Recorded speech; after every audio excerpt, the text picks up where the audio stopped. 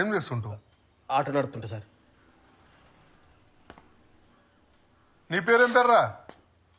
ఆడు చిన్నగాడు సార్. ఏం చదువుతున్నావు? ఇంటర్ చదువుతాడు సార్. ఇంటర్ చదువుతుండా? ఆ. అరే నేను ఏడనో చూసినారా? సార్ ఎవరినో చూసి ఎవరో అనుకుంటారు సార్. కాదు కాదు, అరే పోయిన నెల దోస్తులతోటి బెట్టింగ్ ఆడుకుంటూ దొరికినావు కదరా. ఓ రోజు మొత్తం స్టేషన్లో కూర్చున్నావు. మీ అయ్యని తీసుకురారా అంటే మా అయ్య చచ్చిపోయిందని చెప్పినావు. నువ్వే కదా పెద్ద పొరంపోకు నా కొడుకురా నువ్వు. నా కొడుకు సార్ ఆడు. అట్లానా? గొప్ప కొడుకు. చూడుర్రి, ఇక్కడ పరిస్థితి మొత్తం చూసిన తర్వాత నాకు ఒకటి అర్థమైంది. ఇదైతే బయట దొంగలు చేసిన పని అయితే కాదు. బయట దొంగలు వచ్చుంటే ఒకవేళ ఇల్లు మొత్తం చిందరవందరు చేసి వస్తువులన్నీ ఎత్తుకుపెట్టేవాళ్ళు. కానీ ఇక్కడ మాత్రం